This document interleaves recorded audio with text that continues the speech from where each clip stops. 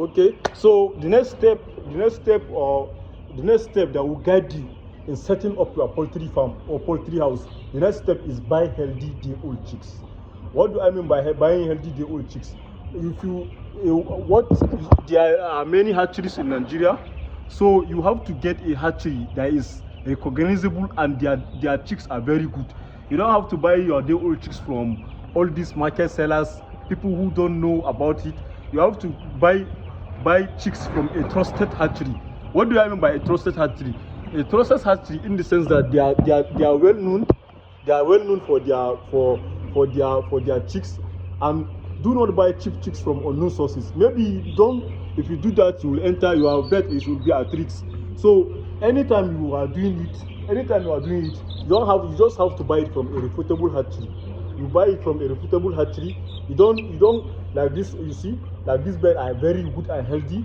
The birds are very good and healthy. So you need to buy the bird from a reputable hatchery. You don't need to buy the bird from all these market sellers that are saying. When buying chicks, let me tell you what you should do when buying chicks. They should be active. If you are going to buy chicks, you should always make sure that the chicks are active. Don't go and buy chicks that are not active, that are very sluggish outside. They should have bright eyes. The chicks should have bright eyes. Don't go and buy chicks that are showing any disease condition. So you have to, the chicks should be active. They should have bright eyes, and they should have clean vent. What do I mean by clean vent? And no weakness. There should be no weak. You see these birds, anything you touch them, you see how they are active. They are very active. So starting with weak chicks means starting with loss. If you start with weak chicks, with weak chicks, that means you have started with loss, and you are not going to gain anything. But if you start with very good and healthy chicks like these ones, if you start with very good and healthy chicks, that means you are at the correct portion, and you will not lose too much money. So good chicks, good foundation. That is the law here. Good chicks, good foundation. So good chicks, good foundation. So the next step is what? Feeding on small budget. Very important. What do I mean by feeding on small budget? You don't have to waste your feed. You have to, because the number is not quite much. So you have to what? You have to start feeding on a small budget. Very important, because feed takes 60 to 70% of your total cost. Like the feed, like most especially people formulate feed, some buy it from others. So feeding on a small budget is very important. To save money, buy feed from trusted suppliers. What do I mean by buy feed from? So that I will not be wasting feed. So that I will not be wasting the feed. So you don't need too much feed. If you buy feed from trusted suppliers who know how to formulate very food, more especially for most especially the starter feed. For these young chicks, we are still feeding them on starter. So the next thing that you should do to save money on this your feed is do not underfeed. What do I mean by do not underfeed? I will tell you that the time, or how many times do you feed your day-old chicks from day-old to market weight. I will tell you how to feed them. And do not waste feed. Do not waste feed. What do I mean by not wasting feed? Like you can see, the feed here is being managed.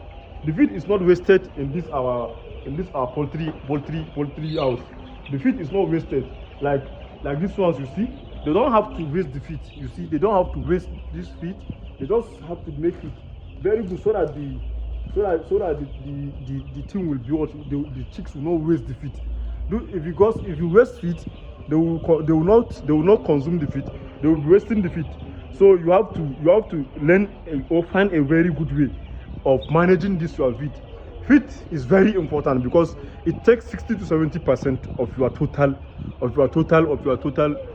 income. Because with feed, feed take so many percent. So you don't have to overfeed them. You just have to do the feed in such a way that they will not be underfeed. And so I will now tell you the feed stages. Starter feed 0 to 2 weeks. That's how we do it. We should be given a starter. Then grower feed 3 to 4 weeks for broilers. Then finisher feed 5 to 6 weeks. Then I always advise you to give them clean water.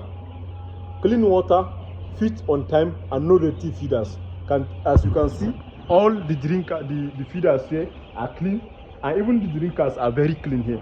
Like the feeders that we used to feed them is very clean, and even the drinkers too is very clean. So you don't have to be wasting your time on so many of that. So you just feed them on a low scale.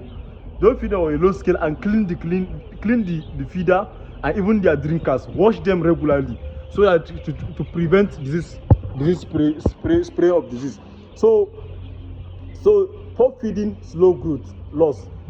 Because I have already told you that one, you just have to make sure you feed them very well. Then the next step is what? Basic health and hygiene prevention. What do you mean by basic health and hygiene prevention?